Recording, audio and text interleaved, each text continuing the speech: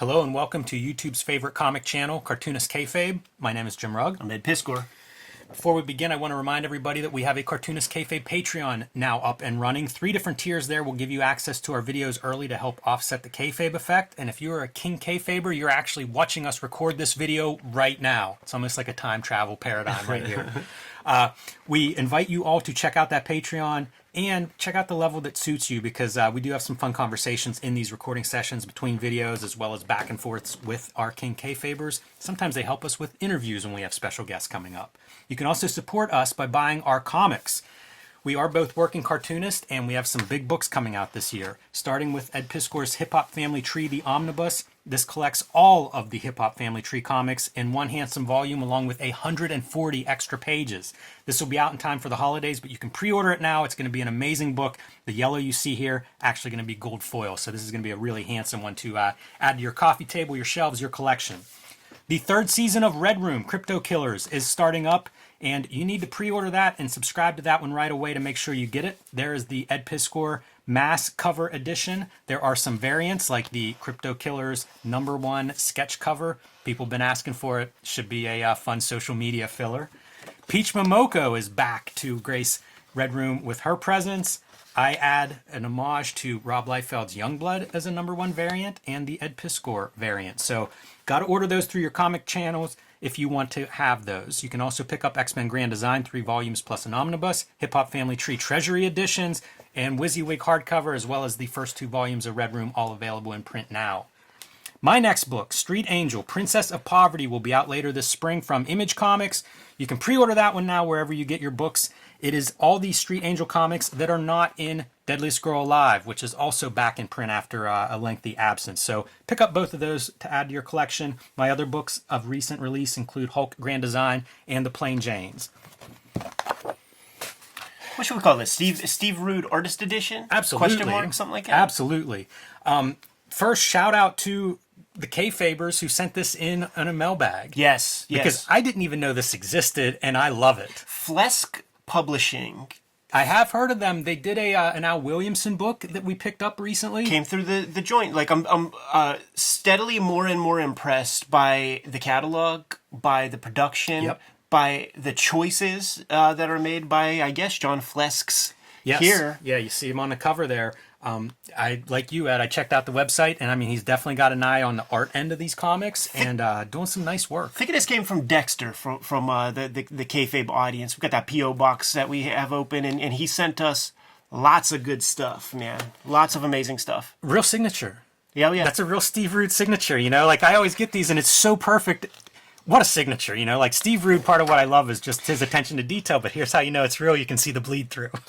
Well, I mean, you're Jim Rugg, man. Like, you did some stuff on my free comic book day. That's true, I have done, but bleed throughs. As you got to stick with me here, Kayfabers, but, like, the signature feels like his art.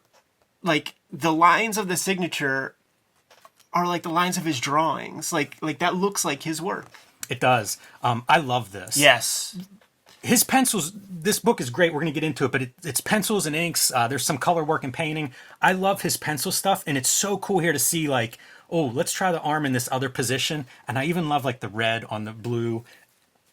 Love it. Hell of a drawer, dude. And that's that Vitruvian Man showing you that, like, you have options and, you know, like, you can change things at that level.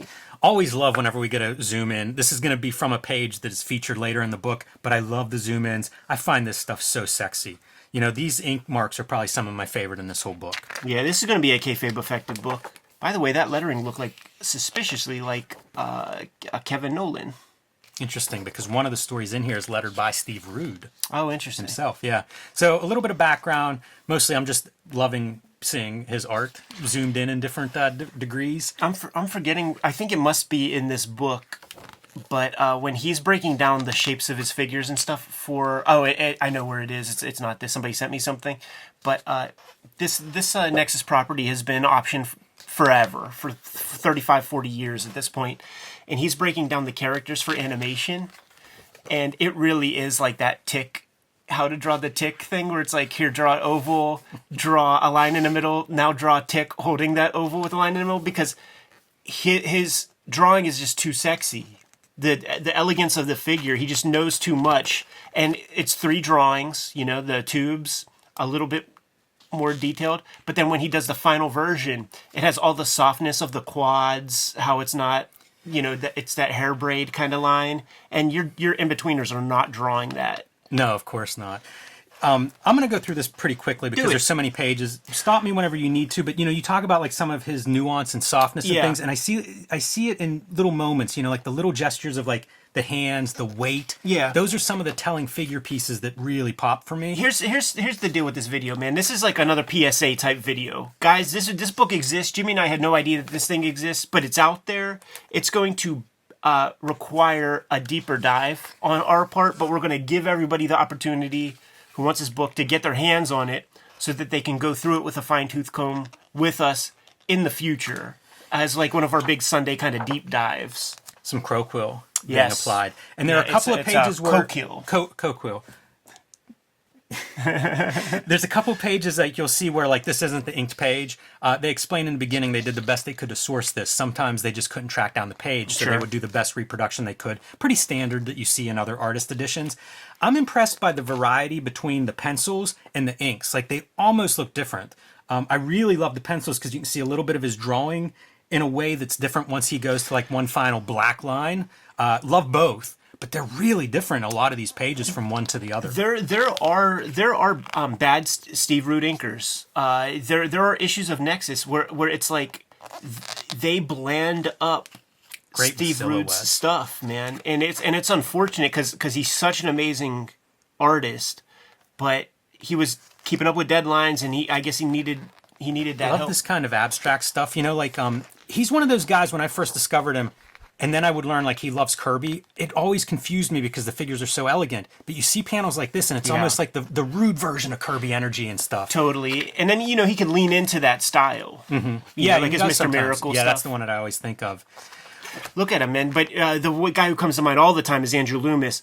And it will be in the Loomis books that you will see little techniques like this being used. And he mentions that with some of those boards. It's ridiculous that we haven't gone through Drawing for All It's Worth or whatever. We should do it. We should do that totally. soon. Yeah. Yeah, you're right.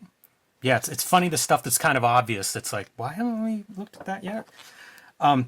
His layouts, like I was thinking about how much these layouts are not grid-based. Right. And I think that's part of that 80s language. We've heard, you know, the Rick Veitches and Steve Bissetts and guys of a certain age that were like really out on the grid. And I think you see some of that in Rude's approach too, you know? Wow, look at that. That's a bitch to letter, Red. That looks like it's on the board. Yeah. Jesus. They remind me at times of almost like Sunday pages, especially like in pencil form. It feels like it's almost like the whole page as opposed to your focus on a couple of panels. Right. Man, and his shadow work. It's nuts how much he puts in shadow.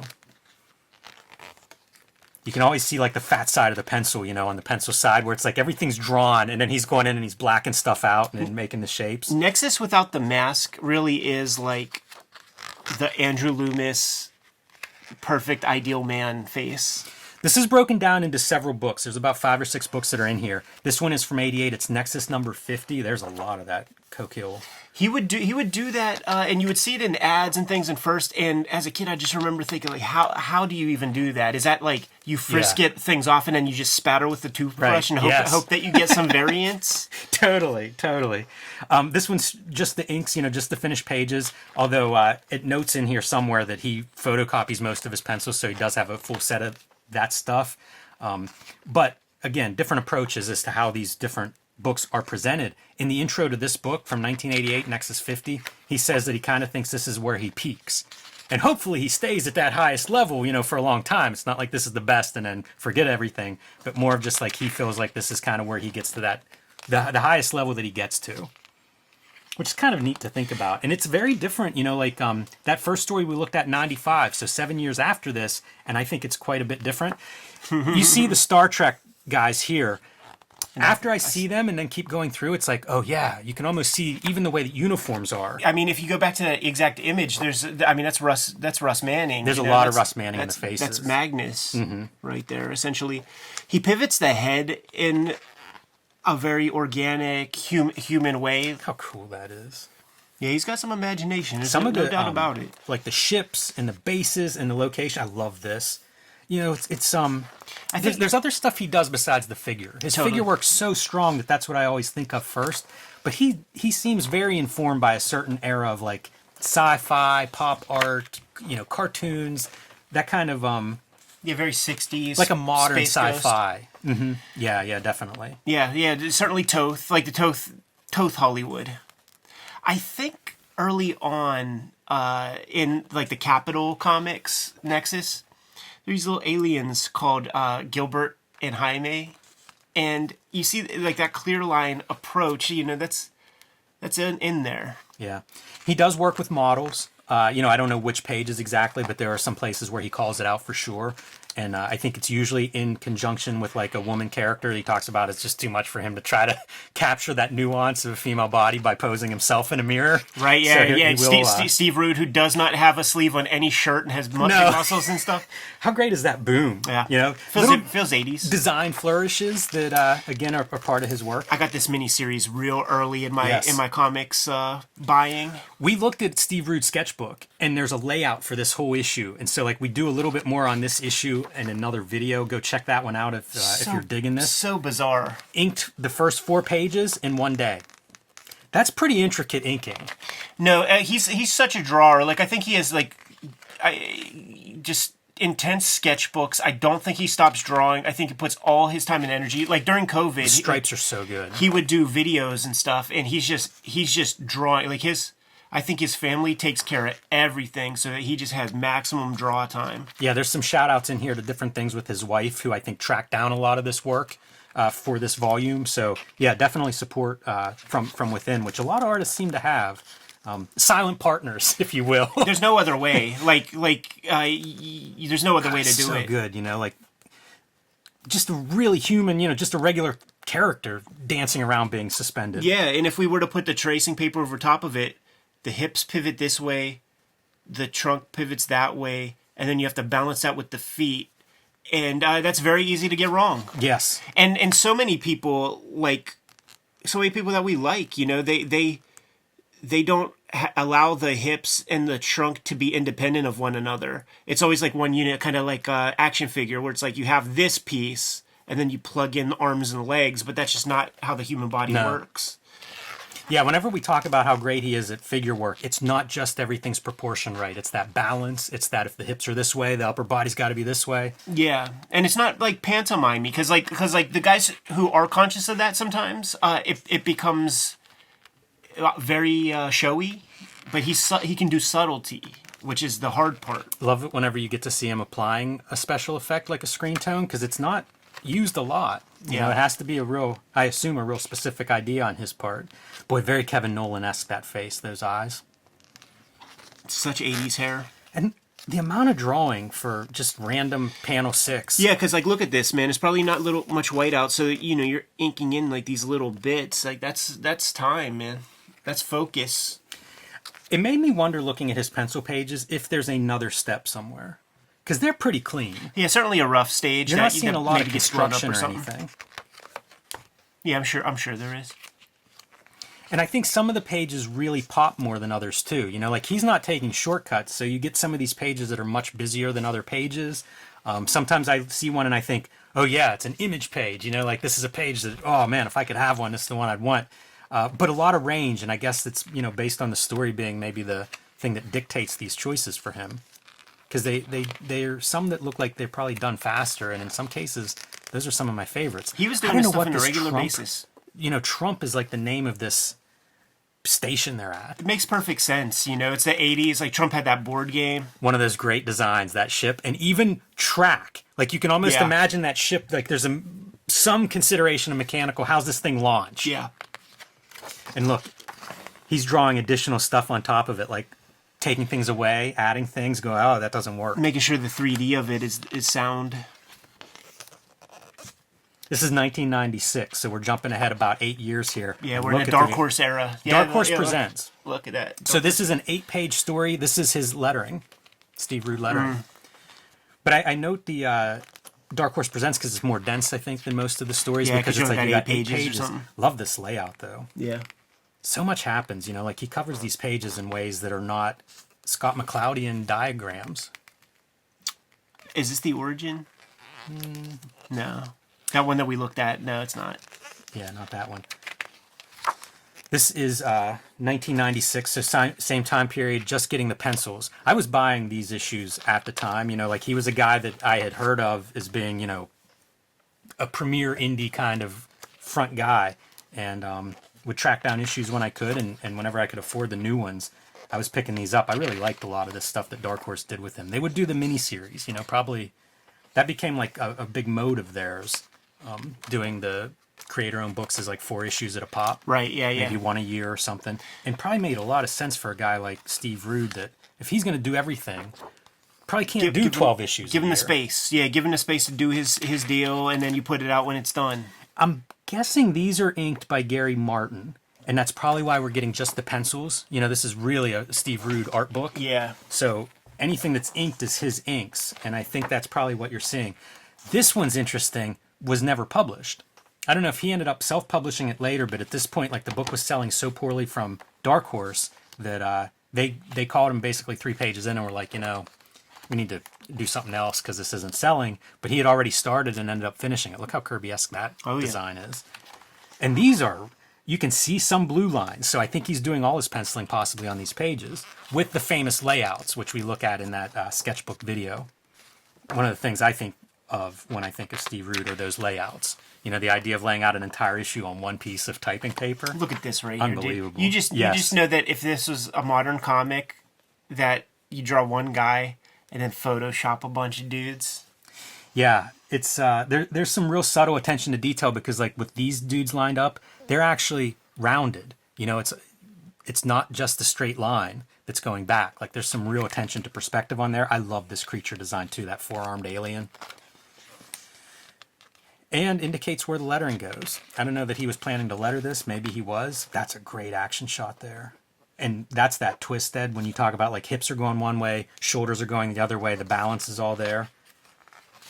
Wasn't looking at a baseball player for reference on that, I don't think. I mean, maybe he was. You know, like you would get accurate reference. That's a great iconic piece. Real simple, but it's that low angle that he does. It's the Russ Manning face, I think. Yeah, if you go back like to that face, I saw people giving lessons in shading and stuff, and this is considered Rembrandt shading. Like Rembrandt brought this to portraiture, like the triangle shade mark, because it gives ultimate contrast of the face to make it its most interesting. And on a 2D surface, it's a great way to communicate 3D. And you do it really 2 ways: the Rembrandt way, and then there's another way where the shadows pushed like over there somewhere, but you don't want to have like any middle of the road unless you want it to be just a subdued, you know, moment. I don't know how well you can see this person, but when you mentioned like the Hernandez brothers earlier, that is so Jaime-esque to me, that little drawing of her face, even some of the body language and weight.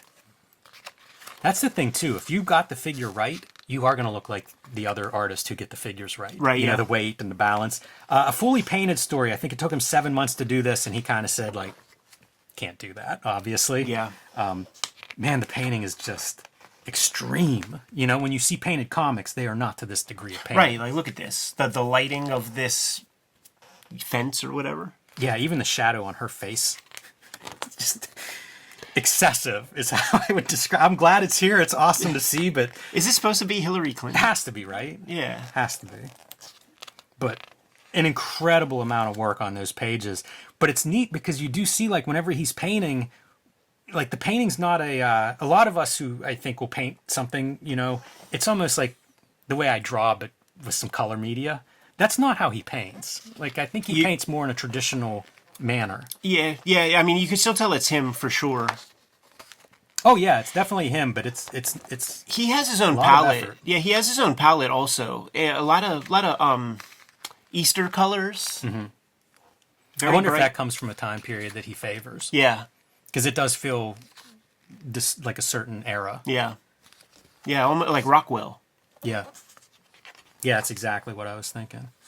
It's so different from the pencils to the inks, right? Yeah. It feels so different to me.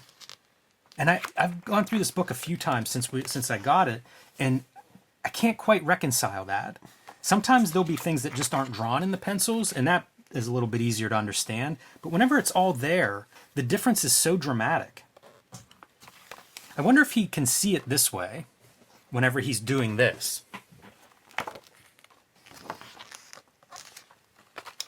The all red crossover, and that's Jack Kirby. No, yeah. They even call him Jack. I can't remember the particulars of this story, but look at the number of panels that he's putting on a page. Is it just him drawing that, or is Mike Allred part of it too? Is it a jam comic? I think it's just him. I don't know if Allred's drawing. I don't know if Allred's like drawing Madman or not, maybe, but I think the majority is definitely him. That's Steve Rude for sure. Yeah, you can really just see it in some of the weight and stuff. It's interesting because I think of Allred is really great with figures, but I don't know that he does the weight to this degree. Right, yeah, you're right. He could twist a figure up in any pose he wants. Yeah, this stuff is accurate in ways that almost nobody that does superhero comics is accurate. It's true. And usually that would bore me. And that's the stuff I often complain about. And beyond the figure drawing accuracy, like the perspective is right and works. And I do think that Steve Rude is very critical of that. Isn't it almost like that Toth? What is that comic?